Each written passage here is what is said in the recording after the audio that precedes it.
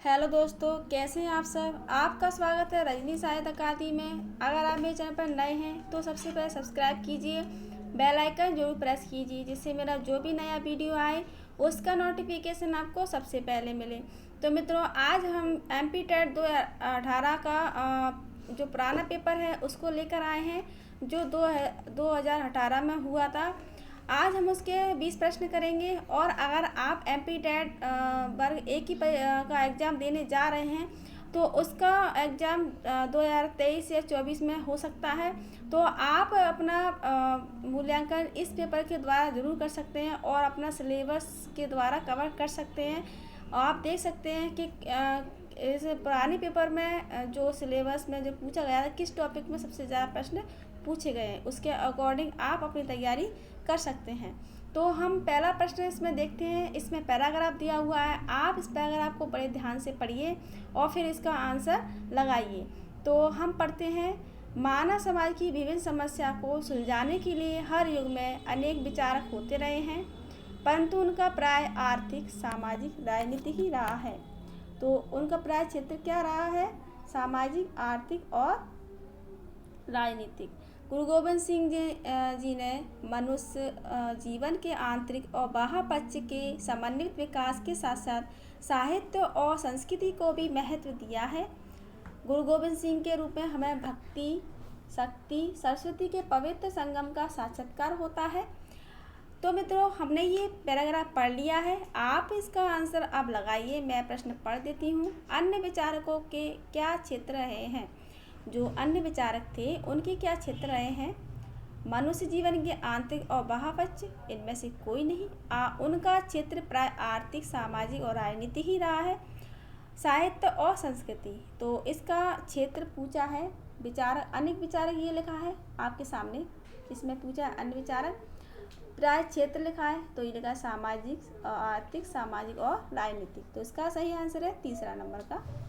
अगला प्रश्न देखते हैं, ये दिया है इसमें। अगला प्रश्न हम देखते हैं, मानव समाज में कौन सा समास है? अब इसमें समास पूछा है। अगर आपने समास अलंकार वगैरह पढ़े हैं, समास पढ़े हैं, तो आप उसको अवश्य लगा लेंगे। तत्पुरुष समास, द्वंद्व समास, बहुब्रीहि समास और द्विगु समास। तत्पुरुष समास में आपको पता है कारक चिन्ह का प्रयोग होता है। द्वंद्व समास जो कि अपोजिट होता है, जैसे कि माता पिता, भाई बहन। बहुब्रीहि समाज में तीसरे की प्रधानता बताई जाती है, अर्थात दो पद प्रधान नहीं ना होकर तीसरा पद क्या होता है? प्रधान होता है। और द्विगु समाज में होता है जिसमें हम कोई भी जैसे कि तीन रहा, चौराहा, इसमें जो गिनतियाँ होती हैं वो आती हैं।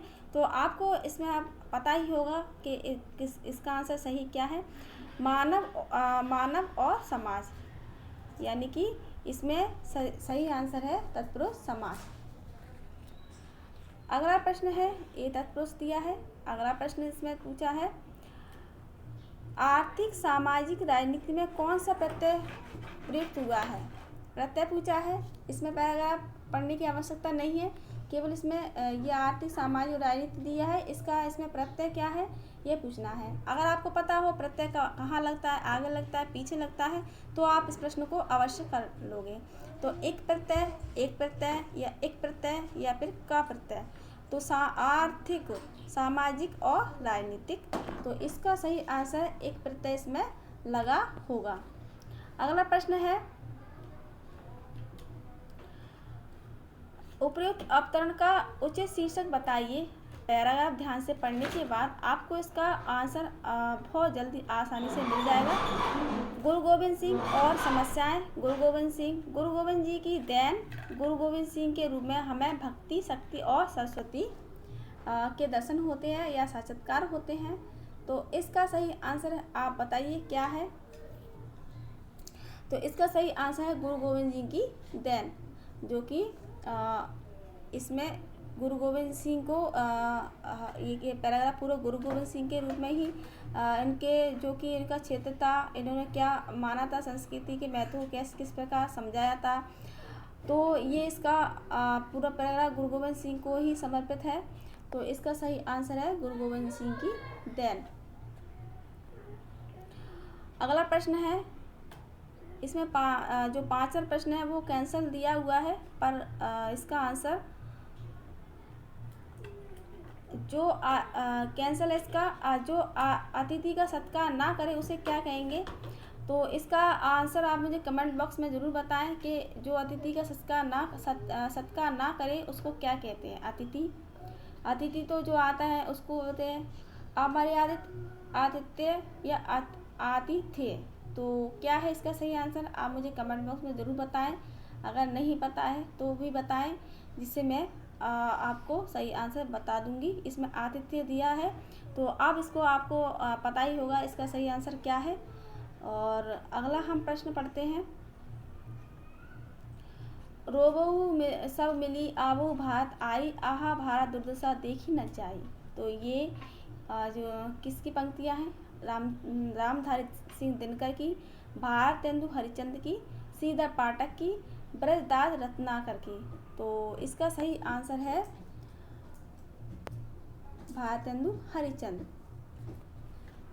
अगला प्रश्न है, आगे न नाथ न पीछे पगा, लोकोक्ति का अर्थ है निश्चित होना, भगवान का सहारा ना होना, जिसका कोई सगा संबंधी ना हो, जानवर खुला छोड़ना।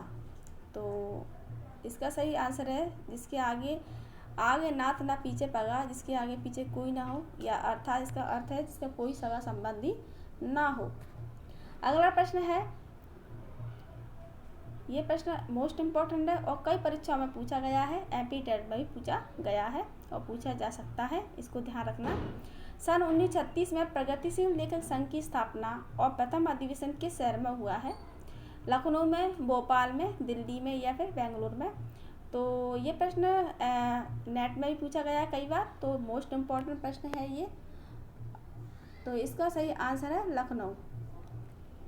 अब लखनऊ में हुआ है इसका अधिवेशन, तो इसके अध्यक्ष कौन है, आप मुझे कमेंट बॉक्स में ज़रूर बताएं, जिससे मैं समझ जाऊं कि आपकी तैयारी कितनी बेहतर है। अगला प्रश्न है, यथाविधि में कौन सा समास है, या अव्ययभाव समास, कर्मधारय समास, द्वंद्व समास या फिर बहुब्रीहि समास। तो अगर आपको समास अच्छे से पता है, उसकी परिभाषा पता है, तो इसको सही आंसर सही लगा सकते हैं। कर्मधारय में क्या विशेषताएं, द्वंद्व में क्या विशेषताएं और बहुब्रीहि में क्या विशेषताएं होती हैं, और अव्ययभाव में क्या विशेषता होती हैं, इसका आपको पता होना चाहिए। फिलहाल इसका आंसर है अव्ययभाव समास, यथाविधि यानी यथाविधि के अनुसार। अगला प्रश्न है, निम्नलिखित में से कौन सी प्रवृत्ति नई कविता में नहीं दिखाई देती है। अब नई कविता में नहीं दिखाई देती है, विशेषताएं, प्रवृत्ति अर्थात विशेषताएं पूछी गई हैं। छायावाद की विशेषताएं, द्विवेदी योग की विशेषताएं, भारतेंदु जी की विशेषताएं आपको अवश्य याद होना चाहिए। उनकी क्या क्या विशेषताएं थी, उनकी क्या समस्याएं थी, इसका आपको अच्छे से पता होना चाहिए। फिलहाल हम पढ़ते हैं इनके ऑप्शन। वैविध्यमय जीवन के प्रति आत्मचेतस व्यक्ति की प्रतिक्रिया, अनुभूति की प्रामाणिकता, बुद्धि मूलक यथार्थवादी दृष्टिकोण, सामाजिक यथार्थ के प्रति रहस्यवादी दृष्टिकोण। तो इसका सही आंसर क्या है, इसका सही आंसर है डी, जिसमें जिसमें समाज का यथार्थ दिया हुआ है, उनके प्रति क्या रहस्यवादी दृष्टिकोण है, ये नई कविता में दिखाया गया है। अगला प्रश्न है, ऐसे प्रश्न नेट में पूछे जाते हैं और ये भी हाई लेवल का पेपर है, तो इसको भी आप अच्छे से देख लीजिएगा। रूपक के प्रकारों के लक्षणों में से निम्नलिखित में से कौन सा कथन असंगत है, इसमें असंगत पूछा गया है। प्रहसन में करुण रस की प्रधानता होती है, प्रकरण का कथानक लौकिक और अकल्पित होता है, भाड़ में एक ही अंग और एक ही पात्र होता है, नाटक की कथा प्रख्यात और इतिहास सिद्ध होती है। तो आपको इसमें देखते ही पता चल गया होगा इसका सही आंसर क्या है। तो इसका सही आंसर है प्रहसन में करुण रस की प्रधानता होती है। क्या होती है प्रहसन में करुण रस की प्रधानता, भारतेंदु हरिश्चंद्र का अंधेर नगरी कैसा नाटक है, आपको पता होगा, तो आप इसका आंसर सही लगा लेंगे। करुण रस की प्रधानता नहीं होती है इसमें, ये विशेष ध्यान रखना है आपको। अगला प्रश्न है, आचार्य कुंतक ने वक्रोक्ति के 6 भेद किए हैं, उनमें से निम्न में से कौन सा भेद नहीं है पूछा है। 6 भेद हैं इसमें, यानी 3 भेद इसमें दिए हुए हैं 6 में से, बाकी का एक नहीं है, कौन सा नहीं है। प्रबंध वक्रता, वाक्य वक्रता, व्याकरण वक्रता या फिर पद वक्रता। तो इसमें नहीं है व्याकरण वक्रता। बाकी के 3 ये वाले ये हैं। अगला प्रश्न है, आचार्य भरतमुनि ने नाट्यशास्त्र में रूपक के कितने भेद माने हैं? तो रूपक के कितने भेद माने आचार्य भरतमुनि ने? 7, 11, 10 या फिर 17। तो सबको पता है इसका आंसर सही है 10 रूपक के भेद माने हैं। अगला प्रश्न है, आचार्य नंदलाल वाजपेयी को किस प्रकार का आलोचक माना जाता है? रूपादि, सौष्ठववादी, मनोविश्लेषणवादी या फिर शास्त्रीय? तो मनोविश्लेषणवादी तो ये है ही नहीं, नंदलाल वाजपेयी नहीं है। रूपवादी, सौष्ठववादी या फिर शास्त्रीय, इन तीनों में से आपको चूज करना है। तो इसका सही आंसर है सौष्ठववादी है ये नंदलाल वाजपेयी। अगला प्रश्न है, महादेवी वर्मा कृत स्मृति की रेखाएं विधा है, क्या है? कैसी विधा है ये स्मृति की रेखाएं? विधाएं कहानी और ये निबंध, उपन्यास, ये आपको पता होना चाहिए। ऐसा नहीं है कि अगर उपन्यास है आप उसको कहानी बता रहे हैं और कहानी है तो उपन्यास बता रहे हैं, ये नहीं। ऐसे प्रश्न कई बार पूछे जाते हैं और हम इसमें गलतियां कर जाते हैं। तो विधाएं पूछी गई है, इतिहास है, जीवनी है, संस्मरण है या फिर रेखा चित्र है। तो स्मृति की रेखा आपको पता चलेगा, स्मृति यानी याद करने वाली, हम याद करते हैं किसी को। स्मृति की रेखा अर्थात क्या है? रेखाएं अर्थात रेखा चित्र है ये। इसमें महादेवी वर्मा का अपनी यादों को जिसमें जो पात्र हैं उनको बता रही हैं। अगला है, राजनीति के क्षेत्र में जो समाजवाद या साम्यवाद है, साहित्य क्षेत्र में वही क्या है? क्या है वो? प्रयोगवाद, प्रगतिवाद, छायावाद या फिर रीतिवाद? राजनीति क्षेत्र में जो साम्यवाद दिया हुआ है, साम्यवाद या समाजवाद या साम्यवाद, उसी को हम साहित्य क्षेत्र में क्या कहते हैं? उसी को हम कहते हैं प्रगतिवाद। क्या कहते हैं? प्रगतिवाद। अगला प्रश्न है, उसने कहा मैं निर्दोष हूँ। इस वाक्य को सरल वाक्य में किस प्रकार कहेंगे? सरल वाक्य बनाना है। जब उसने कहा तब वह निर्दोष हुआ, तो ये तो है ही नहीं है क्योंकि इसमें तब लग गया। ठीक है। उसने अपने को निर्दोष बताया, उसने कहा और वह निर्दोष है, ये भी नहीं है, तो ये क्रॉस है। वह जानता था कि शब्द लग गया, अर्थात इसका सही आंसर क्या होगा? इसका सही आंसर है, सरल वाक्य बनाना था। उसने कहा, उसने अपने को क्या बताया? निर्दोष बताया। अगला प्रश्न है, एक विपत्ति के बाद दूसरी विपत्ति आना किस मुहावरे का अर्थ है? बिजली चमकना, जाल फेंकना, मुसीबत का पहाड़ पड़ना, कोड़ में खाज होना।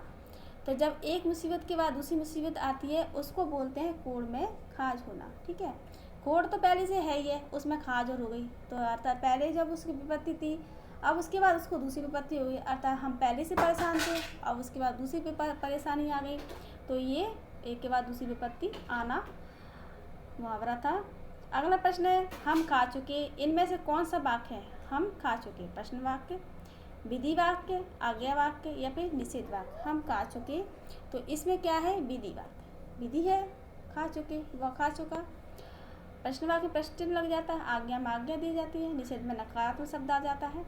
अगला प्रश्न है, जेब भरना मुहावरे का अर्थ है। जेब भरती है, धनवान होना, रिश्वत लेना, बहादुरी दिखाना या उपाय करना।